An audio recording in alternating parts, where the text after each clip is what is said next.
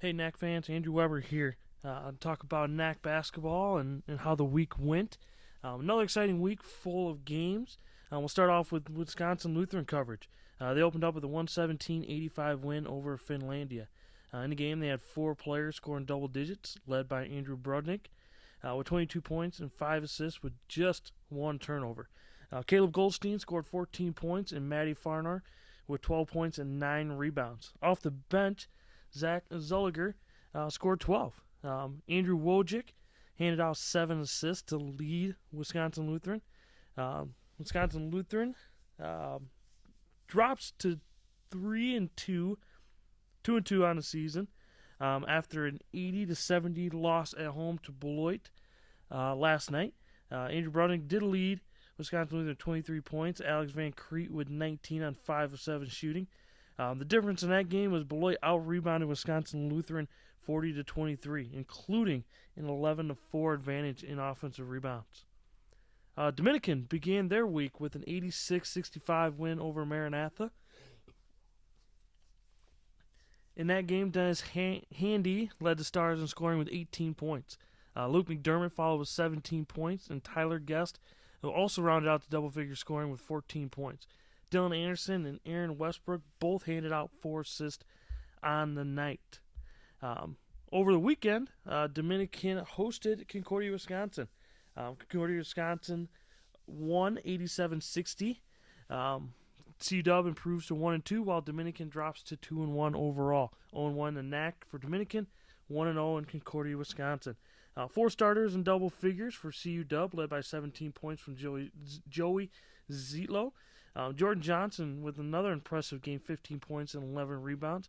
Brandon Keller with 13 points. Jared Jers with a just shy of a triple-double with 16 points, 10 rebounds, and handing out 8 assists. Dominican was led by Braquan Eccles with 13 points. On the night, Dominican shot 33% from the field, 25% from the 3, while CUW shot an impressive 54% from the field and 42% from the 3. CUW also out-rebounded Dominican 44-33 on the afternoon. IIT with a tough matchup week. Lost at Elmhurst 83-61. Miles Curry led IIT with 20 points and 7 rebounds. Otis Reales with 13 points and Ahmad Muhammad with 11 points. Big man Max Hizataki was held to just 2 points on the night. Over the weekend, IIT opened up NACC play, hosting Benedictine. Came up just short, Benedictine with a win, 55-51. BU on the season moves to 4-1, while IIT drops to 0-3. Eric Grigo led Benedictine with 18 points. Kyle Grebner was the only other Eagle in double digits with 10. Miles Curry led IIT with 15 points and 10 rebounds. Max Hizataki with 12 points and 16 rebounds. And Otis Reales with 14 points. 2 Eric Grigo free throws with 15 seconds left proved to seal the win. The difference on the afternoon was 17 free throw attempts for Benedictine compared to just 6 for IIT. Also, the other difference was bench production. BU bench was able to score 10 points, while IIT was able to provide 0. Edgewood opened their season midweek, losing to Dubuque 67-61. Ben Seafield with 21 points and 10 rebounds. Jake Nagus and Matt Myers both scored 10 points as well. Edgewood shot just 1 for 13 from the 3-point line. Over the weekend, they dropped another close game to another tough opponent, this time out of the WEAC to UW Stevens Point, coming up just short, 76-71. On the game, though, they did get quite a bit of production with 5 Eagles in double digits, led by Ben Seafield again with 15 points. Jake Nagus with an impressive game, 14 points, 7 assists. Bench points did prove to be the difference. Stevens Point with 28 points off the bench, Edgewood with 21. Edgewood did shoot 26 free throws compared to just 15 by UW Stevens Point. Marion, midweek, lost to UW La Crosse, 77-68 in overtime. Logan Hamilton led the Sabres with 19 points, and DeAndre Ross with 12 points and handed out 8 assists. Scott Paulus was the other Sabre in double digits with 10 points. Over the weekend, Marion hosted Concordia Chicago. Concordia Chicago came away with a 175 win. Marion drops to 0-5, while CUC improves to 1-2 on the year. Congratulations to Coach Kohler on his first career win at Concordia Chicago. In the game, CUC at Marion, Jalen Meeks led CUC with 22 points and 5 rebounds. Landon Gladney just missed a double-double with 18 points and 9 rebounds. Brent Hatton with 19 points, Exo Golding with 11, and Charlie Reznikoff with 12. Marion was led by Logan Hamilton and Justin Wilson, both with 16, while Santino Fenici and Joshua Streeter both scored 10 points off the bench. CUC shot an impressive 60% from the field and 61% from the three.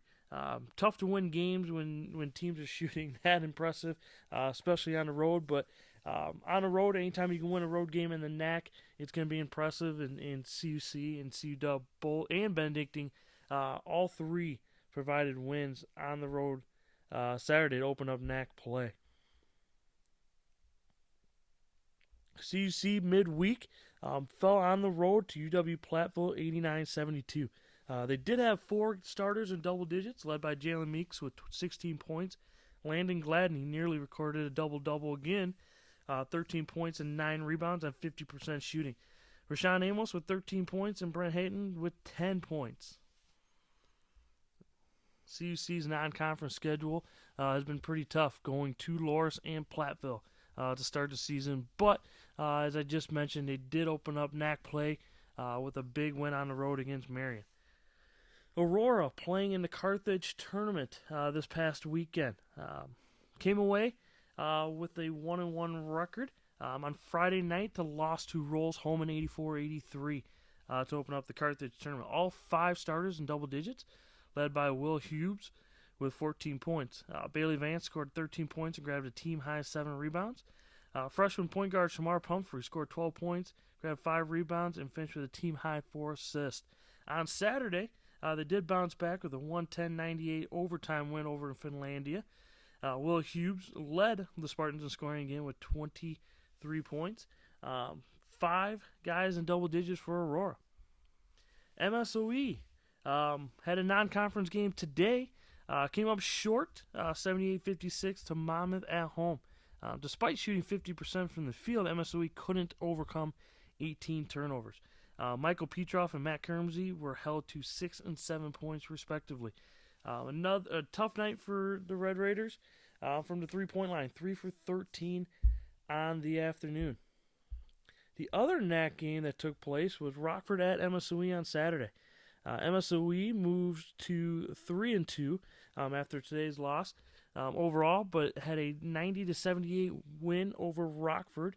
Rockford drops to 1-2 on the year. So MSOE 1-0 in NACC play. Rockford was led by Cavante Shaw with 18 points and 6 rebounds. Brandon Emmerich was the only other region double digits with 10 points. MSOE was led by Matt Kermsey with 23 points. 4 other MSOE players scored in double digits. The difference was MSOE shot 38% from the 3, while Rockford shot 21%. MSOE also shot 36 free throws compared to Rockford's 25. So just to review, MSOE was the only home team to win a NACC conference game over the weekend. Benedictine went to IIT and won 55-51. CUC went to Marion and won 175. And CUW went to Dominican and won 87-60. But don't worry, NACC fans. A ton of games this week, even though it's the holiday week. Got quite a few games before Thanksgiving. And then NACC play again continues over the weekend. Tomorrow night, Aurora travels to Holy Family. Plays tomorrow night. On Tuesday, Dominican at Eureka. UW-Platteville at IIT.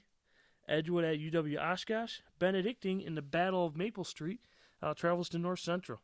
Rockford travels to Beloit. And then Wednesday night, and their first conference game, Wisconsin Lutheran hosts Concordia, Wisconsin. So those are all the games before Thanksgiving. And then after Thanksgiving on that Saturday, we have Lakeland traveling to Benedictine, IIT at Aurora, Marion at MSOE, and then Rockford travels to Dominican. On Sunday, Concordia Chicago will travel to Edgewood. A lot of great games. Just looking at the schedule, the midweek games. Obviously, a big rivalry game with Benedictine and North Central is going to be a good one. Edgewood just played WEAC UW Stevens Point over the weekend. Pretty tough. Had a lead late. So another one at UW Oshkosh is going to be a tough one there. UW Platteville traveling to IIT is going to be a good one, especially with the size that both teams have. Looking forward to that matchup and following those games. Over the weekend, in conference play, a lot of teams open up. But you got CU Dub at Wisconsin Lutheran just before Thanksgiving. Lakeland at Benedictine be a tough one. Curious to see how Lakeland handles Benedictine's size with Eric Grigo returning, but also obviously Kenny Bogus as well. I think depth will be key. I think Benedictine comes away with the win to start NACC play 2-0. IIT at Aurora, I think, is the big game over the weekend. You got IIT, which is a very strong defensive team, has two dominant post players in Miles Curry and Max Hizataki. Has a very steady point guard. But anytime you travel to Aurora, it's tough to win in that gym. Aurora and their style of play, they're up-tempo. Defensively, they're going to press, and they're going to put pressure on you all over the court for a full 40 minutes. Curious to see how that plays into what IIT does. Getting the ball inside to Miles and Max. So I'm curious to see how the perimeter guys handle that kind of pressure. But Aurora at home, if they can shoot the ball well, like they have been, and keep getting deep production from a lot of guys, it could be a good one. Looking forward to watching that. It's hard to go against Aurora at Aurora. But I think it's going to be a close one. I think it's going to come down to free throws at the end of the game. Marion traveling to MSOE. I'm looking forward to MSOE staying productive, staying hot with that one. Rockford at Dominican. I think you got two evenly matched teams in different ways. Dominican playing really well right now. I know they came up short over the weekend against Concordia, Wisconsin. But when in their 2 wins, they've got a lot of production from a lot of guys. So if they get some, same amount of production from 3 or 4 guys, double-digit scoring, taking care of the basketball, I think that's going to keep them in the game. And anytime you go to Dominican, it's never easy. They're always tough at home. They're always a hard-playing team. Rockford going on the road. You got a ton of experience in the NACC and Cavante Shaw and Brandon Emmerich, and both of them had good games over the weekend, scoring double digits. So looking forward to another close game there. To be honest, I don't know if one team has an advantage over the other. So looking for an evenly matched game. And then Concordia Chicago traveling to Edgewood on Sunday. Looking forward to that game because, again, CUC style. They're picking up full court. They're applying pressure there, and Jalen Meeks is playing like a first-team all-conference player.